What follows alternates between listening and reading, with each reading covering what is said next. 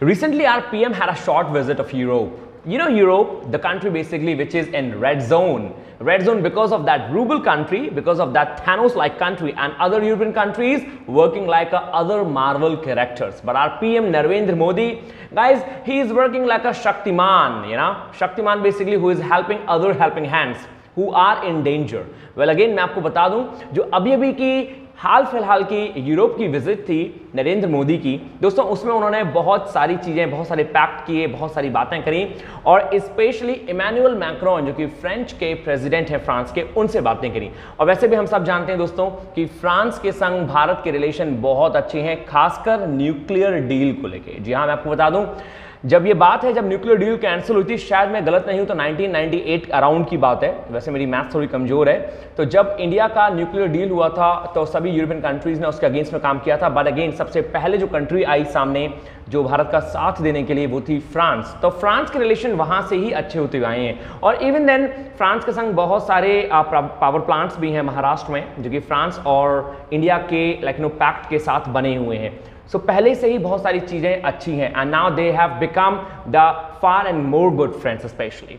तो अभी भी डील हुई है वीट को लेकर यूरोपियन कंट्रीज, क्योंकि यूरोपियन कंट्रीज में वीट की कमी आ रही है, लेकिन हाँ इस समय जो फिलहाल कमी चल रही है दोस्तों वो इंडिया में भी वीट को लेकर बहुत कमी चल रही है। But now this has become the responsibility of India especially to fulfill the desire of whole European countries. You know why? Because I want to say you something, and even you know that Russia and Ukraine, they both are the countries basically which were the larger producer of the wheat especially. लेकिन अभी Russia और Europe में जो छोटी मोटी cats and dogs चल रही है, इट मीन्स जो तनातनी चल रही है, उसके कारण जो वीट का प्रोडक्शन है वो उस समय बहुत खतरे में है। इसीलिए इंडिया के पास रिस्पॉन्सिबिलिटी है कि कैसे भी करके इस वीट के प्रोडक्शन को बढ़ाया जाए और यूरोपियन कंट्री की मदद की जाए। तो दोस्तों आइए स्टार्ट करते हैं इसी के साथ आज का एडिटोरियल और देखते हैं कि राइटर ने इसके बारे में क्या कहा है। जी हाँ, नमस्कार एवरीबॉडी, मैं हूं पार्थ और स्टार्ट करते हैं आज का ये एडिटोरियल और देखेंगे कि राइटर ने आखिर कैसे बताया है कि यूरोपियन कंट्रीज में या इंडिया को लेकर जो अभी विजिट की है हमारे पीएम ने, उस शॉर्ट विजिट से क्या क्या फायदे होने वाले हैं या फिर कुछ फायदे होने वाले भी हैं या फिर नहीं, या फिर इस विजिट का एम क्या था, राइट। लेकिन इन सबसे पहले स्टार्ट करेंगे आज की वोकैबुलरी जो कि मोस्ट इंपॉर्टेंट है और वोकैबुलरी के बाद हम करेंगे स्टार्ट आज का एडिटोरियल। लेकिन हाँ एक बात ना भूलें, यहाँ पे मेरे जितने भी दोस्त नए हैं या इस चैनल को पहली बार देख रहे हैं, दोस्तों please don't forget to subscribe, please do subscribe, like and hit the bell icon and share करना तो बिल्कुल ना भूलें, इसको शेयर जरूर करें और यदि कहीं कोई फीडबैक है तो वो मुझे जरूर दें, ठीक है। तो आइए स्टार्ट करते हैं आज का एडिटोरियल की वोकैब्स और देखते हैं कि क्या वोकैब्स मेन है आज की जो कि हेल्प करने वाली है एडिटोरियल में। Come on.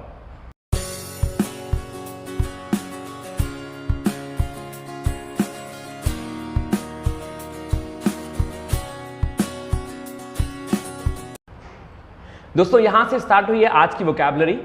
नंबर 1 है ड्रॉप इन। जी हां, नंबर 1 है ड्रॉप इन, जिसका मतलब होता है टू पे एन अनएक्सपेक्टेड और कैजुअल विजिट। मतलब कहीं भी शॉर्ट रूप में अपनी विजिट रखना, मतलब कहीं घूमने जाना या कहीं किसी के पास जाना बहुत ही अनयूजुअल वे में, बहुत ही शॉर्ट टाइम के लिए, मतलब हाँ कुछ दिनों के लिए, एक आध दिन के लिए या कुछ टाइम के लिए चले गए, यही कहलाता है ड्रॉप इन। और ड्रॉप इन एक फ्रेज होता है, आप ध्यान रखेंगे ये 2 वर्डों से मिलकर बना है तो फ्रेजल वर्ब बन गई। तो ड्रॉप इन मतलब कहीं भी स्टेप इन करना। इसका बहुत ही एक अच्छा वर्ड होता है पॉप इन। पॉप इन का मतलब होता है अचानक ही आ जाना, शॉर्ट विजिट करना, बिना किसी को इन्फॉर्म किए कहीं दिखाई देना। तो पॉप इन, स्टेप इन या फिर अनएक्सपेक्टेड विजिट या ड्रॉप इन, ये सभी के मीन सेम है। दोस्तों सेकंड है टेटे अटेटे। जी हाँ, टेटे अटेटे, और टैट अटैट कहें या तैते अतैते कहें, इसका मतलब होता है अ प्राइवेट कॉन्वर्सेशन। जो एक प्राइवेट कॉन्वर्सेशन होती है 2 लोगों के बीच में, वही कहलाती है टेटे अटेटे। मीन्स एक छोटी कॉन्वर्सेशन या प्राइवेट कॉन्वर्सेशन जो कोई और ना सुन ले 2 लोगों के बीच की, कहलाती है टेटे अटेटे। नंबर नेक्स्ट है दोस्तों मिटिगेट।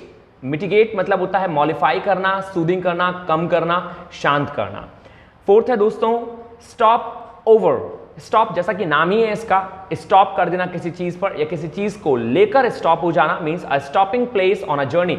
बस डिफरेंस ये है कि किसी जर्नी में जब हम स्टॉपिंग प्लेस लेते हैं कि हाँ हम कहीं जा रहे हैं तो कुछ देर के लिए रुक जाएं, वो कहलाता है स्टॉप ओवर, जिसको हम ले ओवर के नाम से भी जानते हैं, मतलब बिछा देना या रुक जाना कुछ समय के लिए। नंबर 5th है दोस्तों हेडवे। हेडवे का मतलब होता है एडवांस या प्रोग्रेस, मतलब आगे के लिए अग्रसर हो जाना, आगे के लिए कोई चीज लागू कर देना या फिर प्रोग्रेसिव होना कहलाता है हेडवे। हेड मतलब सिर, वे मतलब रास्ता, तो आगे की ओर रास्ता। नंबर 6 है दोस्तों वल्नरेबल। ये बहुत यूज होता है, मुझे ऐसा लगता है कि ये द हिंदू का एक स्पेसिफिक वर्ड है जो उनको बहुत पसंद है। हर पैसेज में आपको लगभग मिल जाएगा एडिटोरियल में। वल्नरेबल का मतलब होता है हेल्पलेस, जो अपनी खुद की मदद ना कर सके या जो खुद को सक्षम ना समझे या जिसको आसानी से घायल किया जा सके। अनगार्डेड, अनप्रोटेक्टेड या असाइलेबल कहलाता है वल्नरेबल। नंबर 7 है दोस्तों नॉक ऑन। नॉक ऑन का मतलब होता है सेकेंडरी, मतलब कोई भी चीज जिसको प्रायोरिटी ना दी जाए लेकिन सेकेंडरी तौर पे इनडायरेक्ट या कल्मिनेटिव इफेक्ट, कोई सेकेंडरी इफेक्ट पड़े, मतलब किसी का प्रभाव किसी पे पड़ गया, ये कहलाता है नॉक ऑन। या फिर सेकेंडरी रूप में किसी को देखा जाए, वही कहलाता है नॉक ऑन, मतलब ज्यादा इंपॉर्टेंट नहीं लेकिन हाँ उसके बाद। नंबर 8 है दोस्तों हॉस्टिलिटीज, जो कि बहुत इंपॉर्टेंट वर्ड है अगेन, लेकिन बहुत कॉमन वर्ड है। जो शत्रुता होती है वो कहलाती है हॉस्टिलिटी, जैसे हॉस्टाइल नेचर, शत्रु भरा नेचर, तो हॉस्टिलिटीज मतलब अनफ्रेंडलीनेस या अपोजिशन कहलाता है हॉस्टिलिटीज। अपोजिशन मींस विरोधी, और अनफ्रेंडलीनेस जब कोई दो दोस्त नहीं है एक दूसरे के दोस्त, तो वो क्या बन गए, वो विरोधी बन गए, वो दुश्मन बन गए, वही कहलाता है हॉस्टिलिटीज। नंबर 9 है दोस्तों बायलैटरल। ये बहुत सुना होगा आप लोगों ने, पैक्ट में समझौते होते हैं, बायलैटरल बातें होती हैं, बायलैटरल टॉक्स। तो दोस्तों बायलैटरल का मतलब होता है जहां दो पार्टियां इन्वॉल्व हों, जहां दो लोगों के बीच में, दो पार्टियों के बीच में बातें होती हैं, वही कहलाती हैं bilateral talks. Bilateral means bi means two, तो लेटरल मतलब बातें, तो बायलैटरल मतलब टू पार्टीज के बीच के संबंध। नंबर 10 और आज की लास्ट वोकैबुलरी है दोस्तों फिलिप। वैसे तो फिलिप एक नाम लगता है, ऐसा लगता है कोई ऑस्ट्रेलियन अमेरिकन बंदा है, लेकिन fillip is not a name here. The meaning of fillip is something which acts as a stimulus और बूस्ट, मतलब कोई ऐसी चीज जो काम करती है उकसाने के लिए, कोई चीज आपको उकसाए, वही कहलाती है फिलिप। जैसे किसी की बातें आपको उकसाएं तो आप कह सकते हैं your talks are fillip, right, या your talks are working like a fillip. Something which acts as a stimulus, stimulus का मतलब क्या होता है, उकसाना, और बूस्ट, बूस्ट मतलब एनर्जी भर देना, यही कहलाता है फिलिप। आशा करता हूं पूरे विश्वास के साथ कि आपको समझ में आई होंगी। ये थी दोस्तों आज की 10 वोकैबुलरी जो यूज होने वाली है आज के इस पैसेज में। तो आइए बिना देरी के हुए स्टार्ट करते हैं और देखते हैं कि राइटर ने क्या लिखा है यहाँ पे।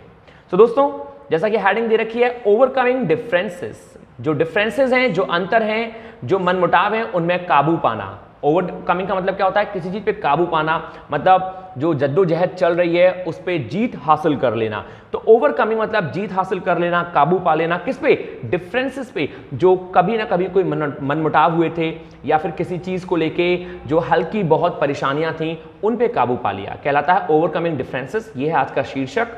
आगे क्या कहा गया है, ये लिखा गया है दोस्तों passage on India's new push up, मतलब इंडिया का जो न्यू पुश है फॉर स्ट्रॉन्गर टाइज यूरोप, मतलब यूरोप के साथ एक बहुत ही अच्छे संबंध बनाने के लिए इंडिया की जो पहल है, इंडिया का जो एक न्यू पुश है, इंडिया चाह रहा है कि भैया हाँ यूरोप के संग एक नए और अच्छे क्या बने, संबंध बने, स्ट्रॉन्ग टाइज बने, उस पर पैसेज लिखा गया है एडिटोरियल।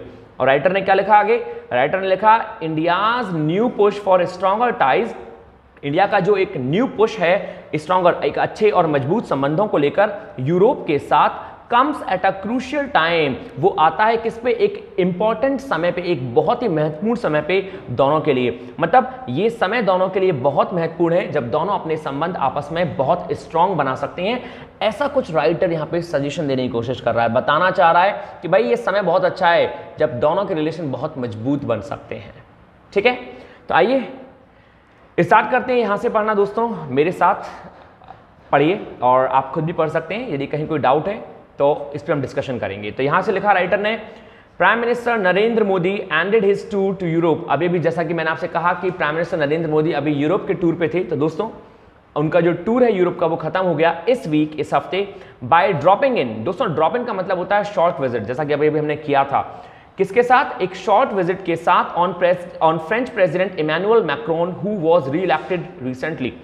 मतलब उनकी जो विजिट है उस विजिट में उन्होंने अपनी विजिट को समाप्त किया शॉर्ट विजिट के साथ, जो कि फ्रांस में थी, मतलब फ्रेंच लोगों के साथ कहूं या फ्रेंच प्रेसिडेंट के साथ कहूं, उन्होंने अपनी ये विजिट कंप्लीट करी और उसके बाद यूरोप का ये टूर जो है ये फिनिश किया। जैसा कि दोस्तों इसमें साफ साफ दिखाया कि जो प्राइम मिनिस्टर नरेंद्र मोदी हैं उनकी जो विजिट है अब वो फिनिश हो गई। आगे क्या लिखा, What was billed a simple tete-a-tete during a working visit turned out to be a comprehensive discussion on bilateral, regional and international issues. पहले इसको समझेंगे दोस्तों। उसने कहा What was build a simple Tete अटेटे, जो चीज एक सिंपल चीजों को, उनके रिलेशन को बनाती है, उनके आपस की बातचीत को बनाती है, ड्यूरिंग अ वर्क विजिट, मतलब उनकी जो वर्किंग विजिट थी उस समय, टर्न आउट, मतलब जो शॉर्ट विजिट करने गए थे वो टर्न हो गई, वो किस में बदल गई, turn out to be a comprehensive discussion, वो एक बहुत ही कॉम्प्रिहेंसिव लार्ज डिस्कशन में बदल गई ऑन बायलैटरल, द्विपक्षीय चीजों को लेके, रीजनल चीजों को लेके और इंटरनेशनल इश्यूज को लेके, with a 30 paragraph long joint statement. मतलब ये इतना बड़ा हो गया कि भैया ये 30 पैराग्राफ लॉन्ग जॉइंट स्टेटमेंट बन गया। नरेंद्र मोदी जो है हमारे प्राइम मिनिस्टर, वो गए थे एक शॉर्ट विजिट के लिए, लेकिन ये बहुत ही कॉम्प्रिहेंसिव विजिट में बदल गई। तो दोस्तों इससे एक बात तो मालूम पड़ती है, यदि हम समरी निकालें, कि इसमें कहा गया कि भाई वो बात करने गए थे बहुत ही छोटी छोटी चीजों को लेकर, कुछ चीजों को लेकर, लेकिन फिर बाद में बायलैटरल बातें भी हो गई, द्विपक्षीय जो बातें होनी थी, रीजनल चीजों को लेकर बातें हो गई और इंटरनेशनल इश्यूज पे भी बातें हुई हैं। मतलब एक चीज पे नहीं, काफी चीजों पे बातें हुई हैं, इसीलिए ये इतना कॉम्प्रिहेंसिव मैटर बन गया। ठीक है, आइए नंबर सेकंड क्या कह रहा है दोस्तों।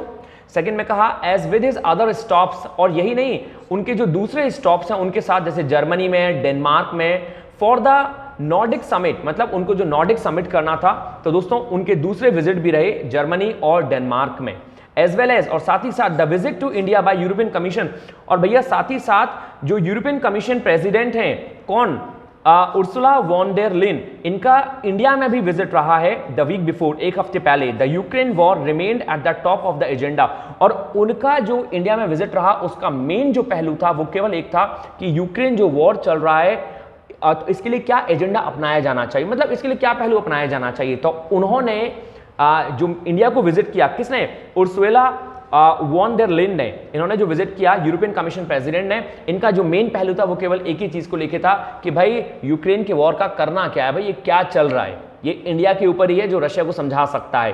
तो इस बात को लेके इनका एक एजेंडा सेट था और यही बात करने आए थे।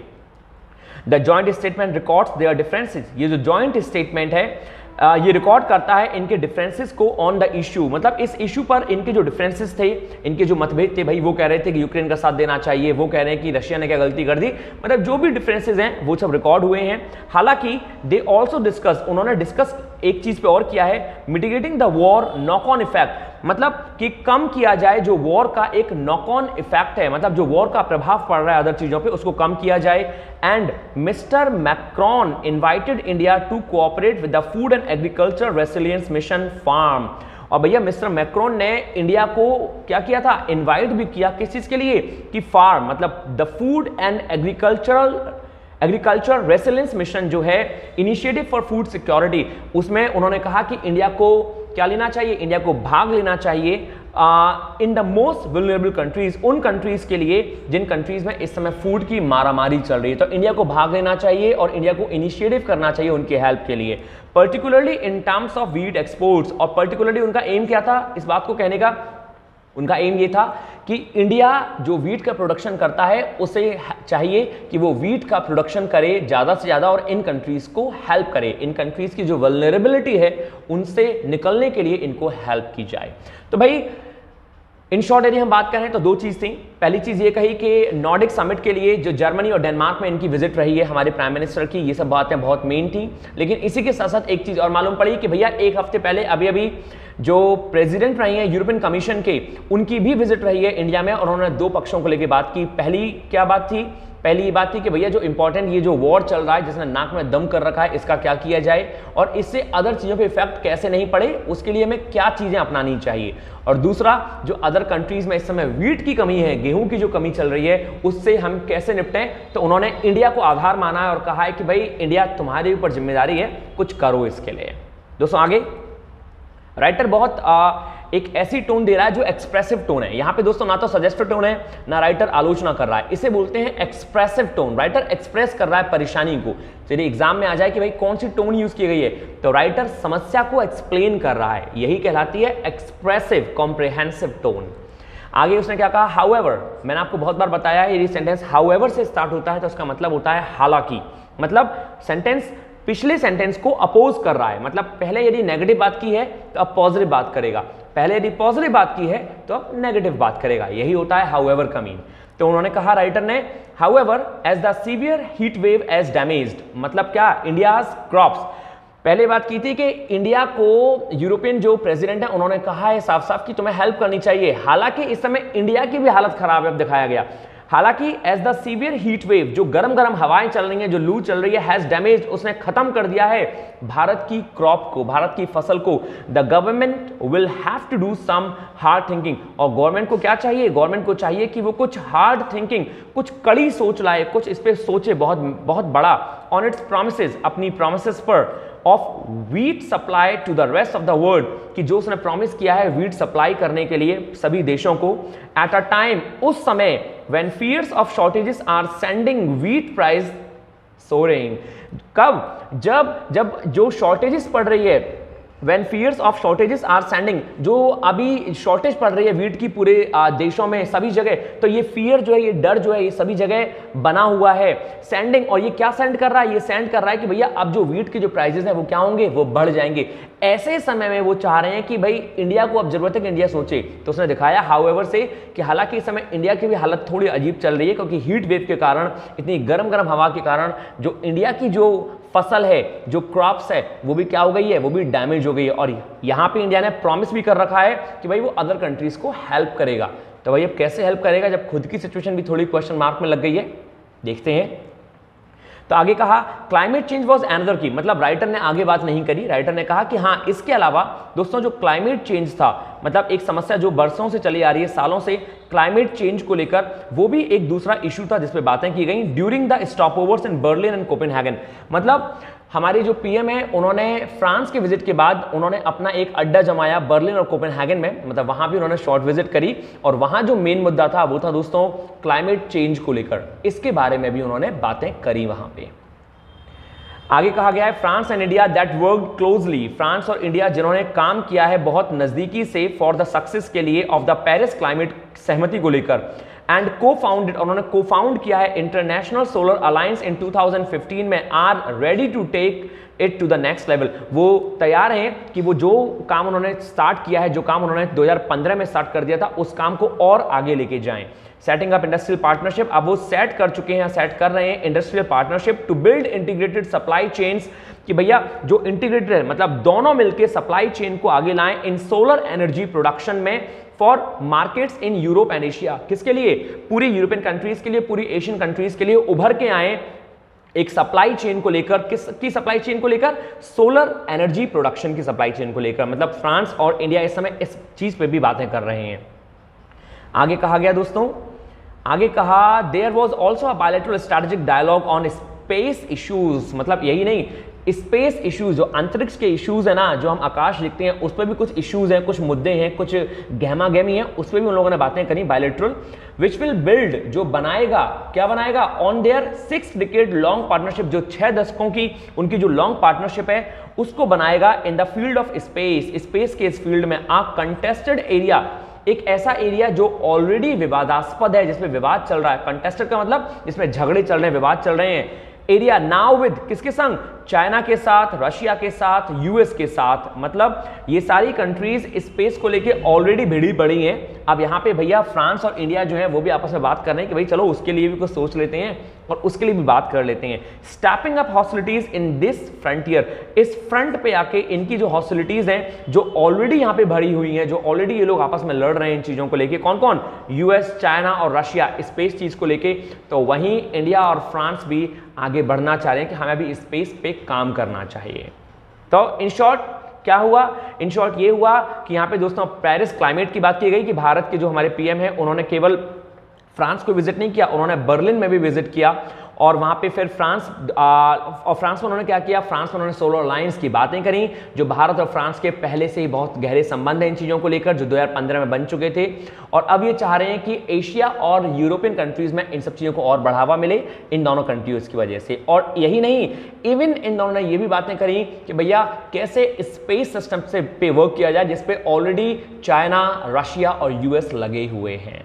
राइट दोस्तों, आगे आगे कहा India and France have decades of an unusually productive partnership. मतलब राइटर बड़ा जोर देना चाह रहा है भाई, राइटर बार बार इस बात पे जोर देना चाह रहा है कि इंडिया और फ्रांस के जो रिलेशन है वो बहुत ज्यादा मजबूत है बहुत सारी चीजों को लेके। यहां उसने फिर बताया कि भारत और फ्रांस जो है have decades of an unusually productive partnership. मतलब भारत और फ्रांस के बहुत सारे डिकेड से, बहुत दशकों से जो अनयूजुअल प्रोडक्टिव पार्टनरशिप है उसको लेके बहुत गहरे संबंध है। Given that neither has allowed other relationship, और उन्होंने दिखाया कि वो दोनों ही कंट्री मतलब इंडिया और फ्रांस जो है अपने रिलेशनशिप में किसी को भी अलाउ नहीं करेंगे, अदर किसी दूसरे को अलाउ नहीं करेंगे to play a role in the bilateral. जो इनके बीच में द्विपक्षीय संबंध बने हुए हैं उसमें वो किसी को भी एंटरटेनमेंट नहीं करने देंगे, वो नहीं चाहेंगे कि इन दोनों के रिलेशन के बीच में कोई तीसरा व्यक्ति आए। This has been the basis of their strong defense partnership. This has been the basis, ये एक आधार बन चुका है उनकी डिफेंस पार्टनरशिप का, उनकी जो स्ट्रॉन्ग डिफेंस पार्टनरशिप है ये उसका एक आधार बन चुका है। तो आगे क्या कहा, इन 1998 1998 की बात है, France stood out as a western country that did not जज or impose sanctions on India for its nuclear test. मतलब 1998 की बात है दोस्तों, जो अभी मैंने आपको शुरुआत में बताई थी कि फ्रांस जो है वेस्टर्न कंट्रीज में सामने आया था भारत की हेल्प को लेकर न्यूक्लियर पावर को। मतलब जब भारत न्यूक्लियर को लेकर सामने आया था तो फ्रांस एक ऐसा था जिसने उसकी हेल्प की थी और उसने इम्पोज नहीं किए थे सैंक्शंस। मतलब उसने भारत को जज नहीं किया कि भारत कितना सक्षम है या नहीं है और इम्पोज सैंक्शंस ऑन इंडिया, और ना ही उसने इंडिया पे कोई सैंक्शन लगाए, कोई दबाव नहीं लगाए, कोई सैंक्शन नहीं लगाए for its nuclear test, Bharat के न्यूक्लियर टेस्ट के लिए। आपको ध्यान हो अटल बिहारी वाजपेयी के समय ये न्यूक्लियर टेस्ट किया जाना था जब अदर कंट्रीज ने, इवन देन यूक्रेन जो है उसने मना कर दिया था कि भारत ऐसे योग्य नहीं है, लेकिन फ्रांस जो था वो पहले से ही इस चीज के लिए सहमत था कि नहीं भारत को टेस्ट करना चाहिए। तो ये दिखाती हैं चीजें कि रिलेशन जो है वो पहले से ही अच्छे हैं। वो बात अलग है कि थोड़े धूमिल हो गए हैं, लेकिन अब उन्हीं रिलेशन को उजागर करने के लिए, मतलब सामने लाने के लिए हमारे पीएम इनसे मिलने गए।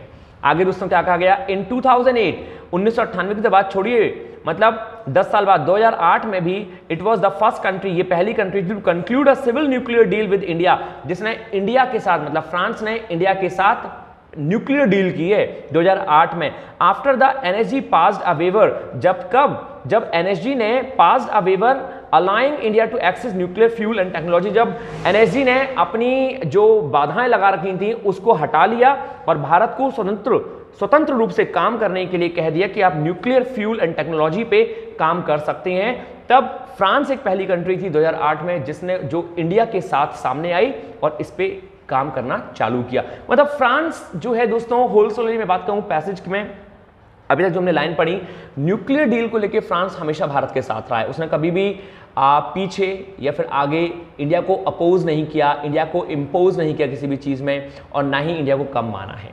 राइट, तो संबंध दिखाता है ये चीज कि संबंध पहले से अच्छे हैं।